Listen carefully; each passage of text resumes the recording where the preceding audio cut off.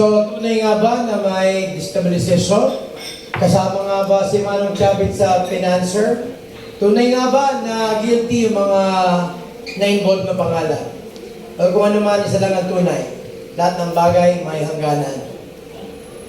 Yes, last question. Matindi na ho yung panawagan ng ating mga kababayan na kayo ho ay tumakbo bilang presidente ng Pilipinas. Kaya ho na sinasabi ninyo, hindi nyo na ho kailangan tumakbo sa politikos. Pagkat kayo ho ay nakakatulong. Kanina naman ho sinasabi, tama ho kayo, hindi nyo na kailangan tumakbo. Ang problema lang, pagka kayo na po, wala na ho siguro magnanakaw ng pera ng taong bayan. Nakakasigurado na ho ang tao na magkakaroon ng maganda kinabukasan yung aming pamilya. Kaya ikaw ay nananamato ng taong bayan na kayo ay tumakbo. At isa pa kung nilinawin ko ay kulang ho yung sinabi nyo. Kulang ho yung sinabi nyo na una, yung mga papatay sa inyo, dadaan muna sa ano. Nananagot. Kulang ho yung nasabi nyo. Paano ho yung pang-apat ho, paano ho yung mga babae nagmamahal sa inyo? Thank you po. Pang-apat na sasabi ko, tatlo na sinabi ko. Yun nga ang papatay sa iyo, yung pangakat. Tama na yun, yun ang papatay sa akin, hindi papatay. Good morning po, Bob. Noli po ng Yari Pilipinas. Sir, puro problema na lang po yung sinakarap ng sambayan ng Pilipino. Pero isang sektor po ang nagpapasalamat sa inyo dahil sa inyong programang para sa transport group at ito yung modernisasyon ng jeep. Anong development po nito, sir? Thank you. Matagal ko na po naantay para malaman nyo, modernization program, matagal na programa yan. Never implemented dahil nangangakong gobyerno na tutulungan sila. May unang pa ako, tutulungan sila ng 280,000. So, nung pumunta sa akin transport group, harapin nyo muna ng pinakamura dahil ayaw kong mabintangan na nag-negosyo o dyan ako. Hinanap sila sa Korea, China, Philippines, Ibanig, Rome, nakita na ang pinakamura, 3 billion. Pero alam ko pinakamura sa Pilipinas, 3.5. Anyway, 3 billion. Alam namin, matulungin ka, pwede bang tumawad ng 400? Kunin natin sa'yo 2,600,000. Kako 2,600,000, happy ba kayo? Happy kami dahil 3 million na pinakamura eh. Ibigay ko sa inyo 1.2. Ako ba nagbawas? Yung bankrupt regulation? Yes. Ako ba nagbawas? Ayaw ko maghinama. So, yung sinasabi ng 280, naawa sila, idagdag na namin. So short tuloy. Tulad ng handa dami kong nagawa eh. Anong naging dahilan ba't hindi nararamdaman yung pag-aralan? Yung pangako ng gobyerno na bigyan sila ng 280. At Natulong sa mga driver. hindi pa nangyayari yan. Hindi. Lahat ng may gusto ng electric vehicle na gustuhan yung ginawa ko dahil malakas ang aircon, 22-seater, 6 na katayo, total of 20 passenger, malakas ang aircon, at mura. Pati yung mga nagka-demonstrate, gusto nila. Pero ang ayaw ang transport group, kinukuha ang prangkisa nila. Prangkisa yan eh. Galit sila dyan. Ayaw yung mga iba. Meron na nag-give up. Pero yung iba ayaw talaga. Prangkisa. Like for example, may prangkisa ka sa tricycle, yellow, ano.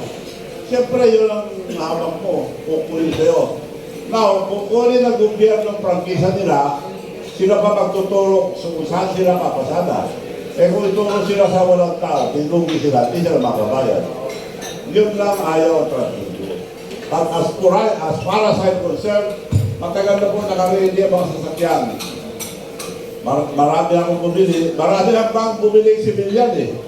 Mas kikita pa ako eh kung sa sibilyan ko benta eh. 2 million, may kumuha na lang 2,200,000. So inaantay na lang yung pondo na 280. Yun yun. Pangako ng gobyerno yan, hindi ko pangako. Pag ibigay nila yun, bigyan ko na sila. Hindi, kamusta na ba yung... Ang sabi ng transport group, dadagdagan daw ang presidente. Magandang tulong niya ang presidente. Ngayon, wala naman. Pati yung original na ito, pwede, wala. Kung sagutin ka ng mga Diskaya yung full lang, pwede? Pwede. sila. Good morning po, Governor, and good morning po, Pastor. Ang nakikita po natin ngayong problema, pili po from bagong maririnig. Ang nakikita ko po ngayon is yung masyado pong napakababa ng moral values ng ating mga liderato. Ano po kaya ang masasabi yung dapat na gawin natin para maitaas po ulit ang moral values ng ating mga liderato? Totoo po yun. Kaya nga, yun ang kasalanan din natin, ang sinisiyong mga piloto natin.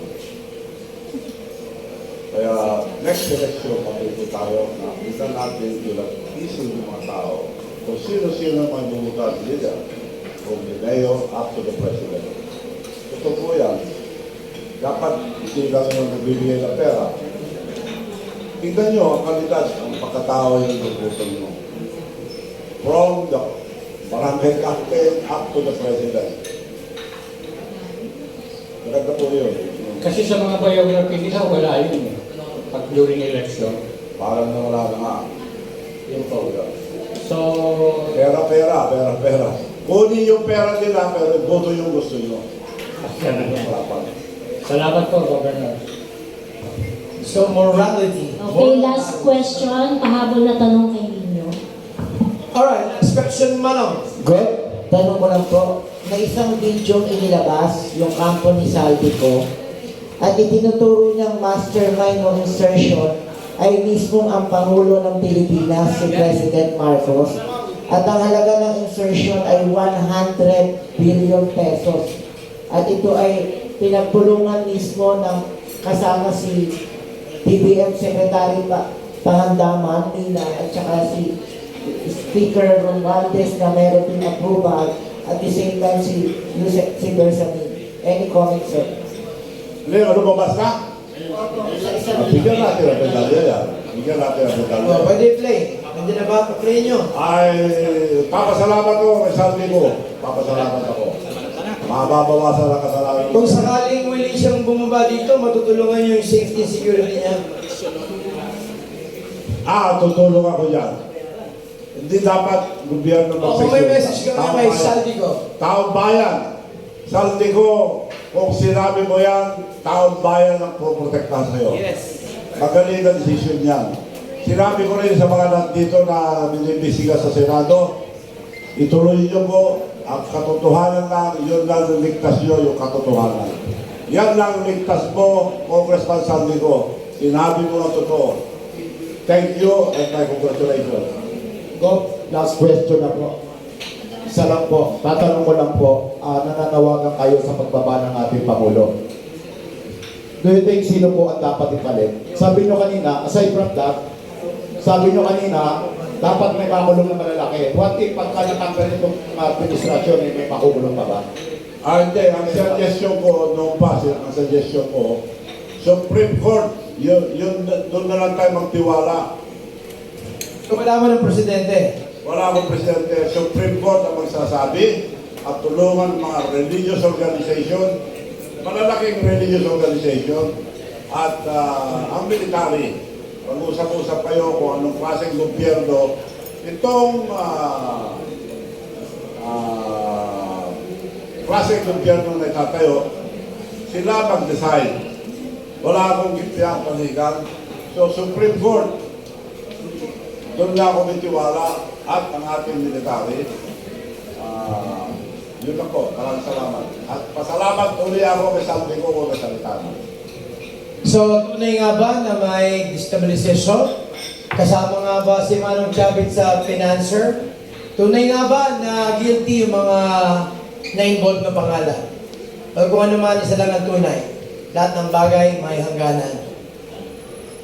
Ito po ang agenda sa ngalan ng EFG Consulting at sa ngalan ng Impact Publishing. Pastor Gary in the house. Manong, maraming salamat. This is the agenda.